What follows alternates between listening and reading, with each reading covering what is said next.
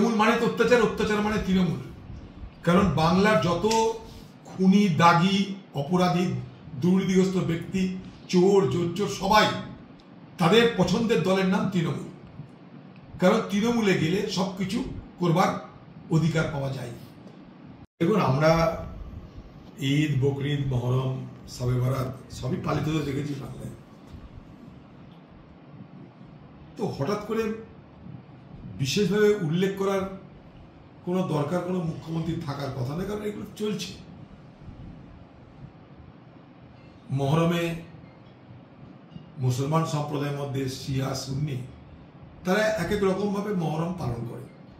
কেউ উপবাস করে, কেউ নবীর সাহেবের যিনি নাতি ছিলেন ইমাম হোসেন তার মৃত্যুর জন্য, কারবালার প্রান্তরে যার মৃত্যু হয়েছিল সেই মৃত্যুকে কেন্দ্র করে শোক প্রকাশ করেন।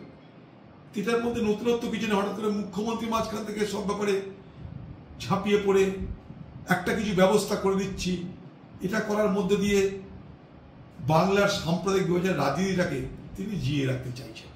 আমি বাংলার মুখ্যমন্ত্রীকে বলবো, গত নির্বাচনে আপনি নিজে আমাকে হারানোর জন্য বহরমপুর লোকসভা কেন্দ্রের অধীন শক্তিপুরের রামনবমীর দিন দাঙ্গা লাগালেন।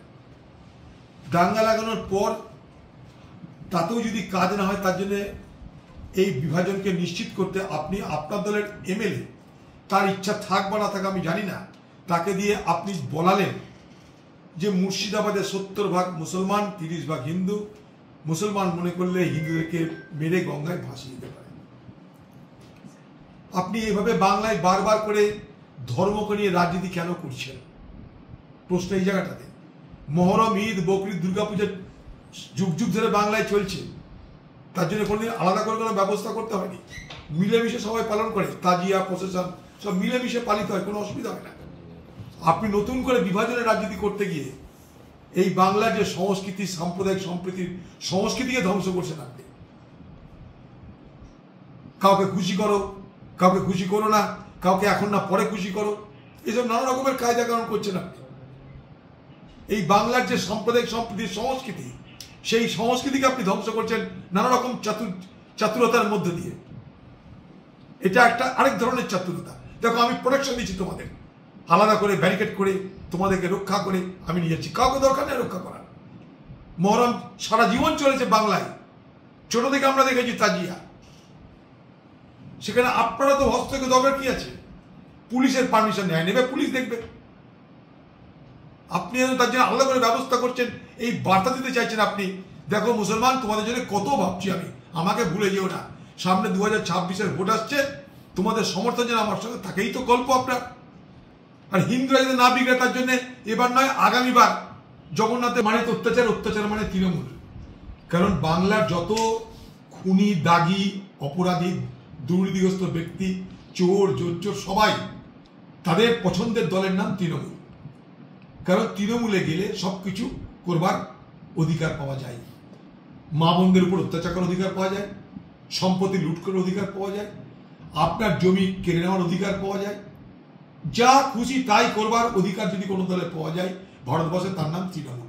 শুধু তৃণমূলকে জেতাও, তৃণমূলের জন্য বোম বাঁধো, তৃণমূলের জন্য মানুষের উপর হামলা করো, সন্ত্রাস করো, তৃণমূলকে রক্ষা করো, দিদিকে রক্ষা করো, তাহলে তোমার 7 গুণ মাপ। তাই বাংলায় এই অধিকার দেওয়ার কারণে আজকে সারা বাংলা জুড়ে এই ঘটনা দিনের পর দিন আমরা দেখতে পাচ্ছি। কত ঘটনা তার চোখের অন্তরালে ঘটছে আমরা জানি না। আজকে মিডিয়ার দৌলতে, সোশ্যাল মিডিয়ার দৌলতে, ইলেকট্রনিক মিডিয়ার দৌলতে ঘটনা মানুষ দেখতে পাচ্ছি, কিন্তু তার অন্তরালে আরো কত এই ধরনের ঘটনা ঘটছে, সবকিছু কিন্তু আমাদের নজরে নেই। তাই এগুলো আমি মনে করি কতগুলো স্ফুলিঙ্গ দাবানল কিন্তু অন্য জায়গায়, এগুলো হিমশৈলের চূড়া মাত্র। বহু ঘটনা এই ধরনের ঘটছে। যখন সন্দেশখালী হয়েছিল তখন আমরা ভাবলাম সেই বুঝি সন্দেশখালী ছাড়া আর কোথাও কিছু নেই। তারপরে দেখলাম আমরা চোপড়ায় চলে গেলাম, এখন পরপর দেখতে পাচ্ছি সব। এরকম কত ঘটনা বাংলায় ঘটছে আমাদের চোখের সামনে, চোখের অন্তরালে, আমরা জানি না।